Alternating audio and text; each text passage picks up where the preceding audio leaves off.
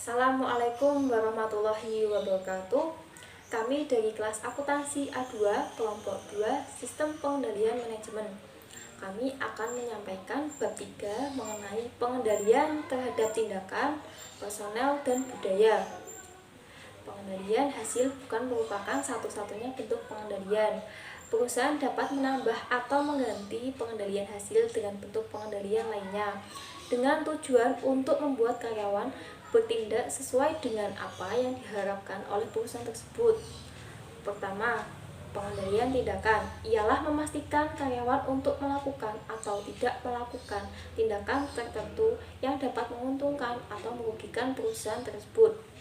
Kedua, pengendalian personel didesain untuk membuat karyawan dapat melakukan tugas yang diinginkan dengan memuaskan secara mandiri karena mereka adalah karyawan yang berpengalaman, jujur, dan bekerja keras. Ketiga, pengendalian budaya diciptakan untuk membentuk norma perilaku perusahaan dan guna mendorong karyawan untuk memantau dan mempengaruhi perilaku antara satu karyawan dengan karyawan yang lainnya. Pengendalian tindakan adalah bentuk paling langsung dari pengendalian manajemen karena pengambilan langkah-langkah tertentu untuk memastikan karyawan bertindak sesuai dengan keinginan perusahaan dengan membuat karyawan sendiri sebagai fokus pengendalian. Pengendalian ini memiliki 4 bentuk dasar, yaitu 1. Pembatasan perilaku. Pembatasan perilaku merupakan sebuah bentuk pengendalian tindakan yang bersifat negatif atau memaksa. Pembatasan perilaku membuat karyawan mustahil atau setidaknya lebih sulit untuk melakukan hal-hal yang seharusnya tidak dilakukan. Pembatasan ini dapat diterapkan atau dilakukan secara fisik ataupun secara administratif. 2. Penilaian pratindakan. Penilaian pratindakan mencakup adanya penyelidikan kritis terhadap rencana tindakan dari para karyawan yang dikendalikan. Penilai dapat menyetujui atau tidak menyetujui tindakan yang diajukan, kemudian meminta dilakukannya modifikasi atau perubahan, dan meminta agar perencanaannya dirancang lebih seksama lagi sebelum diberikannya persetujuan akhir. 3. Akuntabilitas tindakan. Akuntabilitas tindakan ialah meminta karyawan untuk bertanggung jawab atas tindakan apa yang mereka lakukan. Agar bisa diterapkannya dengan baik, pengendalian akuntabilitas tindakan membutuhkan hal-hal berikut. Pertama, mendefinisikan tindakan apa yang dapat diterima maupun yang tidak dapat diterima. Kedua, mengomunikasikan definisinya kepada karyawan. Ketiga, mengobservasikan atau jika tidak, melacak apa yang terjadi. Keempat, memberikan imbalan kepada tindakan yang baik atau memberikan hukuman kepada tindakan yang menyimpang dari norma. 4. Redundansi. Redundansi meliputi penugasan lebih banyak karyawan atau peralatan untuk melakukan suatu tugas dibandingkan jumlah yang sesungguhnya dibutuhkan, atau setidaknya menyediakan karyawan atau peralatan cadangan. Juga dapat dikatakan sebagai pengendalian tindakan, sebab hal ini dapat meningkatkan kemungkinan akan terselesaikannya tugas dengan memuaskan. Pengendalian tindakan dan masalah pengendalian. Yang pertama, pembatasan perilaku. Mulanya efektif untuk menghilangkan masalah motivasional. Karyawan yang mungkin sempat tergoda untuk terlibat dalam perilaku yang tidak diinginkan dapat terhindar untuk berbuat demikian. Yang kedua, penilaian pratindakan dapat berhubungan dengan 3 masalah pengendalian, karena penilaian ini sering melibatkan komunikasi kepada karyawan mengenai hal apa saja yang diinginkan oleh perusahaan. Maka penilaian ini pun dapat membantu meringankan kurangnya pengarahan dalam perusahaan. Penilaian ini juga dapat memberikan motivasi, sebab ancaman akan dilaksanakannya penilaian terhadap tindakan karyawan biasanya menuntut adanya perhatian ekstra dalam persiapan proposal biaya, anggaran, atau perencanaan tindakan. Penilaian pratindakan juga bisa dengan melakukan mitigasi dampak pembatasan perorangan yang berpotensi merugikan, sebab penilai yang bagus dapat menambah kepiawaiannya jika diperlukan. Penilaian ini dapat mencegah terjadinya kesalahan maupun tindakan merugikan lainnya. Yang ketiga, akuntabilitas tindakan dapat pula berhubungan dengan semua masalah pengendalian. Rincian mengenai tindakan yang diinginkan dapat membantu mengarahkan dan mengurangi ragam pembatasan perorangan akibat keterampilan atau pengalaman yang tidak mencukupi. Adanya imbalan dan hukuman membantu memberi motivasi. Yang keempat, redundansi. Awalnya efektif dalam membantu menyelesaikan tugas khusus jika terdapat keraguan mengenai apakah karyawan yang ditugaskan untuk pekerjaan tersebut benar-benar termotivasi untuk melakukan pekerjaan secara memuaskan, ataukah ia memang mampu untuk melakukannya. Pencegahan versus deteksi. Pengendalian tindakan dapat juga diklasifikasikan berdasarkan apakah pengendalian ini ditujukan untuk mencegah atau untuk mendeteksi perilaku yang tidak diinginkan. Dibuatnya pembedaan ini terbilang penting karena pengendalian yang mencegah munculnya tindakan yang tak diinginkan merupakan bentuk pengendalian yang paling kuat, sebab dapat mencegah timbulnya biaya dan kerusakan akibat perilaku yang tak diinginkan tersebut. Tipe pengendalian tindakan dengan deteksi berbeda dari tipe pengendalian dengan pencegahan, yakni tipe pengendalian deteksi diaplikasikan sesudah perilaku terjadi. Akan tetapi, pengendalian tipe ini akan berjalan dengan efektif jika deteksi dibuat secara tepat waktu dan juga berhasil menghentikan perilaku serta mengoreksi dampak-dampak dari tindakan yang merugikan. Sebagian besar pengendalian tindakan bertujuan untuk mencegah perilaku yang tidak diinginkan, kecuali pengendalian akuntabilitas tindakan. Walaupun pengendalian akuntabilitas tindakan didesain untuk memotivasi karyawan agar berperilaku dengan pantas, tetapi tidak dapat dipastikan apakah tindakan yang pantas itu terus dilakukan hingga bukti dari tindakan tersebut telah terkumpul. Namun, jika pengumpulan bukti dilangsungkan bersamaan dengan kegiatan, sama halnya dengan pengawasan langsung, maka pengendalian akuntabilitas tindakan dapat mendekati keadaan hal-hal tak diinginkan tersebut sesuai dengan yang diharapkan dapat dicegah. Untuk pengendalian tindakan yang diklasifikasikan berdasarkan tujuan. Ada 4 tipe pengendalian tindakan. Yang pertama, pembatasan perilaku. Pencegahannya mengunci aset berharga dan membagi tugas. Yang kedua, penilaian pratindakan. Yang pertama, persetujuan biaya dan penilaian anggaran. Yang ketiga, akuntabilitas tindakan. Kebijakan prafisikasi terkait dengan harapan akan imbalan dan hukuman.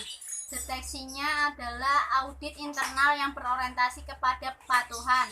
Yang kedua, rekonsiliasi kas. Yang ketiga, penilaian rekan kerja. Yang keempat, redundansi. Pencegahannya menugaskan banyak orang untuk satu tugas penting. Kondisi menentukan efektivitas pengendalian tindakan. Yang pertama, pemahaman mengenai tindakan yang diinginkan. Pemahaman mengenai perilaku yang diinginkan dapat dicari atau dipelajari dengan 2 cara. Pertama, dengan menganalisis pola tindakan dalam situasi khusus atau situasi yang mirip sepanjang waktu untuk mengetahui tindakan apa yang memberikan hasil terbaik. Misalnya, keputusan persetujuan utang seringkali sangat terstruktur. Seiring waktu, peminjam mengobservasi peminjam mana yang cenderung gagal membayar pinjamannya. Cara lain perusahaan untuk dapat mengetahui tindakan apa yang diinginkan ialah dengan mendapatkan informasi dari orang lain, khususnya untuk keputusan strategis. Tentu saja ini merupakan peran utama yang dimainkan oleh konsultan dengan pengetahuan mendetail akan cara pelaksanaan yang baik. Kemampuan untuk memastikan bahwa tindakan yang diinginkan sudah dilakukan.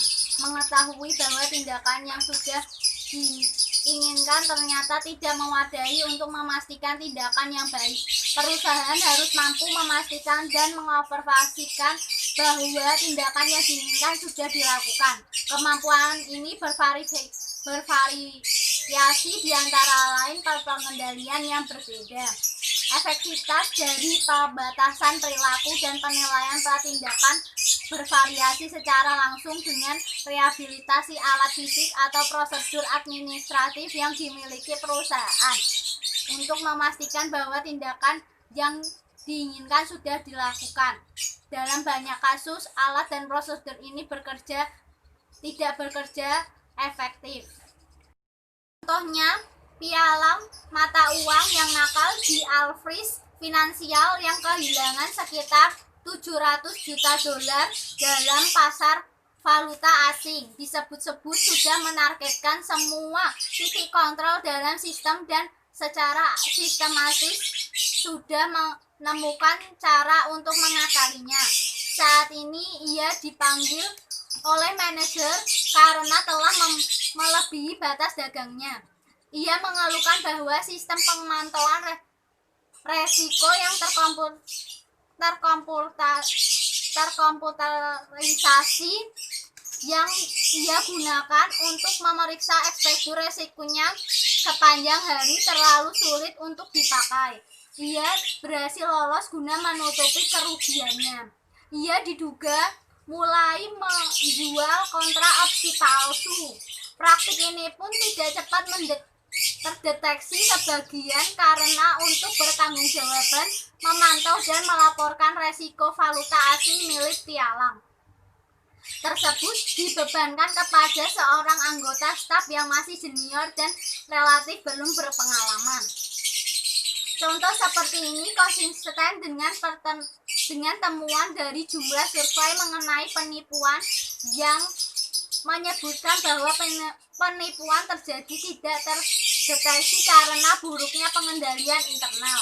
Salah satu survei mengatakan seperti yang diindikasikan oleh hampir 60% responden, perusahaan menyadari bahwa salah satu tantangan terbesar dalam melawan penipuan adalah manajemen yang tidak mengindahkan permasalahan moral mungkin dapat menyampingkan efektivitas pengendalian internal. Pelacakan tindakan sering memberikan tantangan signifikasi yang harus dihadapi dalam membuat pengendalian akuntabilitas tindakan berjalan efektif. Pengendalian personil. Pengendalian personil membangun kecenderungan alami karyawan untuk mengendalikan atau memotivasi diri mereka sendiri. Pengendalian personil memiliki 3 tujuan. Yang pertama, beberapa pengendalian personil membantu memastikan bahwa setiap karyawan mampu melakukan pekerjaannya dengan baik dan mereka mempunyai kemampuan seperti pengalaman dan kepandaian yang dibutuhkan untuk melakukan pekerjaan. Yang ketiga, beberapa pengendalian personil meningkatkan kemungkinan bahwa setiap karyawan akan terlibat dalam self-monitoring. Selanjutnya, pengendalian personil dapat diimplementasikan melalui yang pertama, seleksi dan penempatan, kemudian pelatihan, dan yang terakhir, desain pekerjaan dan resourcing. Yang pertama, seleksi dan penempatan. Perusahaan mencurahkan seluruh waktu dan upaya untuk menyeleksi dan menempatkan karyawan. Seleksi karyawan sering meliputi pengecekan referensi terhadap karyawan baru yang dalam beberapa tahun terakhir telah ditingkatkan oleh banyak perusahaan sebagai respon terhadap meningkatkan kekhawatiran akan keamanan tempat kerja. Namun selain penyaringan terhadap karyawan baru, untuk memitigasi masalah keamanan, perusahaan terutama memfokuskan diri dalam mencocokkan persyaratan suatu pekerjaan dengan kemampuan pelamar. Karena semakin banyaknya teknik seleksi karyawan yang semakin canggih yang telah digunakan, maka beberapa perusahaan memilih untuk menganalisis tulisan tangan dari karyawan yang berpotensi sebagai upaya untuk menyingkirkan karyawan yang rawan bekerja dengan buruk. Kemudian pelatihan.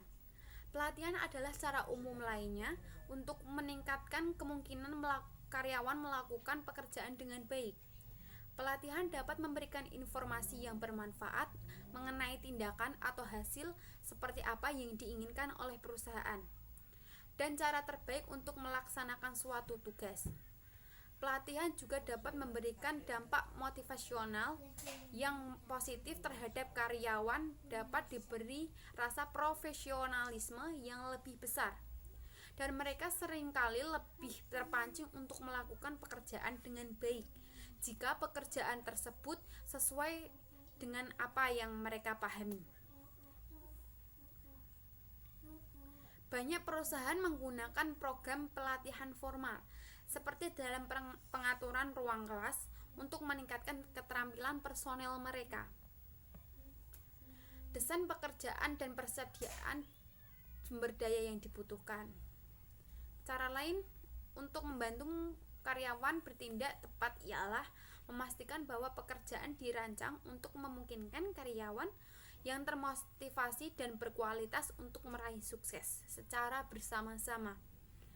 Yang terakhir, pengendalian budaya. Pengendalian budaya didesain untuk mendukung pemantauan bersama, mutual monitoring, sebuah tekanan kuat dari suatu kelompok terhadap individu yang menyimpang dari norma dan nilai kelompok. Pengendalian budaya akan paling efektif jika kelompok memiliki keterkaitan sosial atau emosional antara satu sama lainnya. Budaya di atas dibangun berdasarkan tradisi, norma, kepercayaan, ideologi, sikap, dan cara berperilaku terhadap sesama. Budaya perusahaan dibentuk dengan banyak cara, baik lewat kata maupun lewat sebuah contoh. Meliputi kode etik, penghargaan kelompok, transfer antar perusahaan, pengaturan fisik dan sosial, dan tone at the top. Selanjutnya, saya akan menjelaskan mengenai kode etik.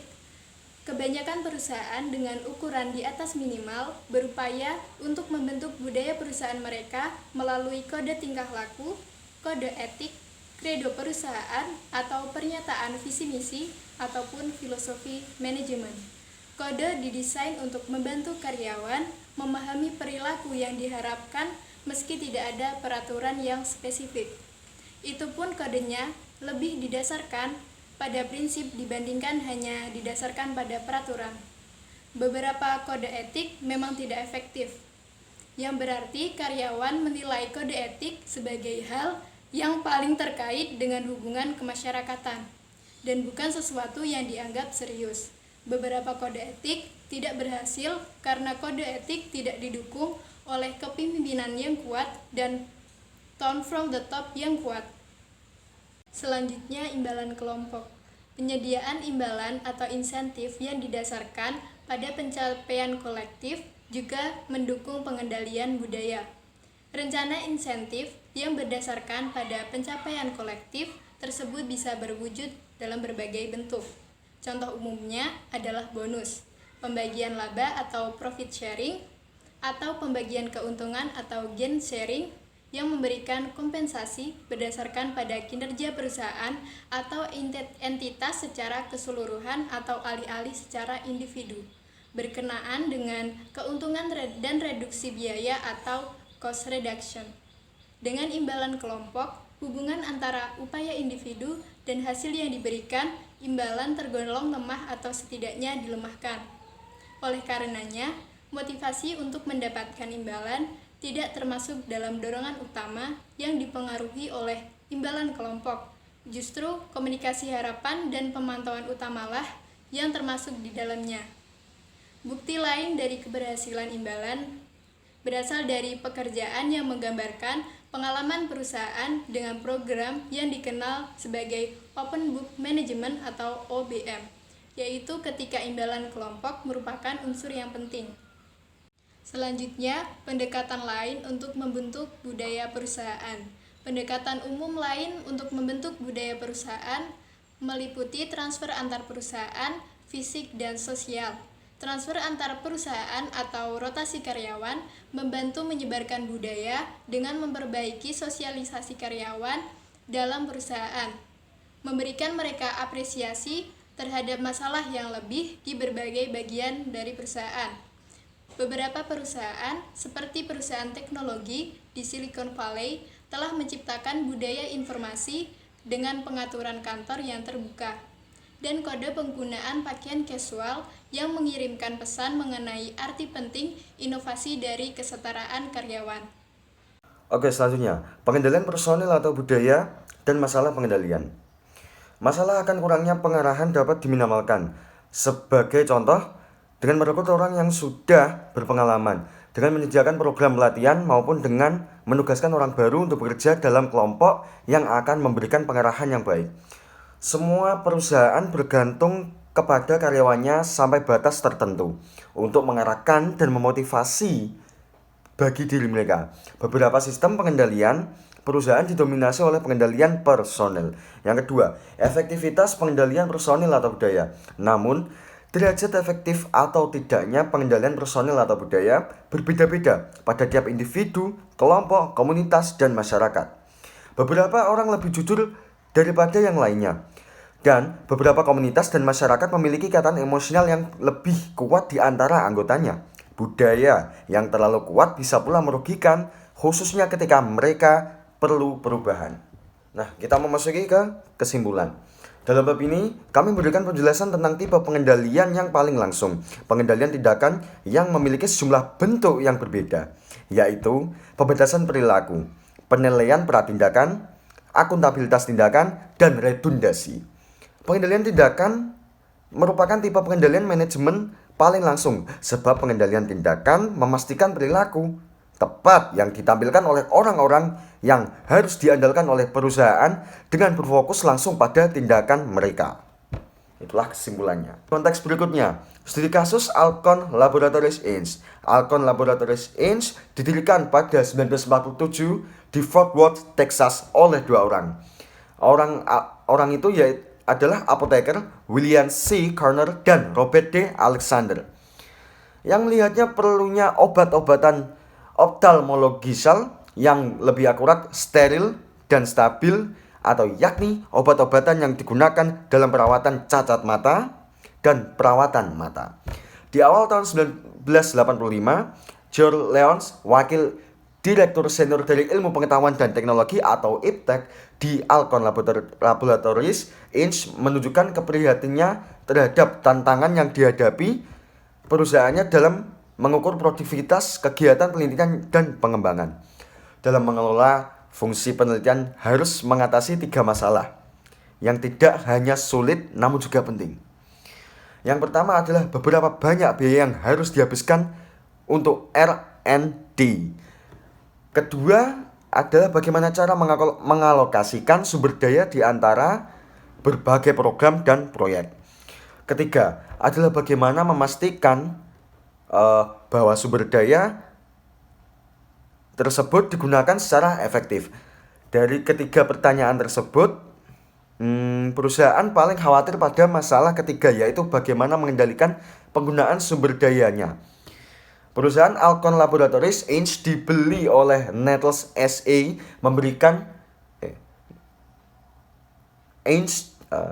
Perusahaan Alcon Laboratories Inc. dibeli oleh Nestlé SA, sebuah perusahaan multinasional di Swiss pada tahun 1977, di mana perusahaan Nestlé memberikan kepada manajemen Alcon untuk meningkatkan pengembangan produk baru. Oke, yang selanjutnya analisis.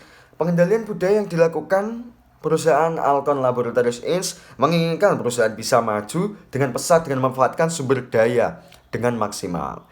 Sehingga pengendalian personil pada para peneliti di perusahaan Alcon Laboratories Inc. dengan hati-hati memperlakukan para karyawannya bisa menuangkan idenya dengan memaksimalkan untuk pengembangan perusahaan Alcon Laboratories Inc. Untuk kemajuan perusahaan agar terus bisa jaya, para dokter melakukan analisis faktor yang bisa meningkatkan produktivitas obat yang dihasilkan. Sehingga para peneliti dapat menghasilkan obat yang bisa dikatakan berhasil dan bisa menghasilkan pendapatan yang bagus untuk perusahaan tersebut. Terima kasih, saya di sini sebagai penutup. Untuk akhir dari presentasi ini, terima kasih atas perhatiannya. Wassalamualaikum warahmatullahi wabarakatuh.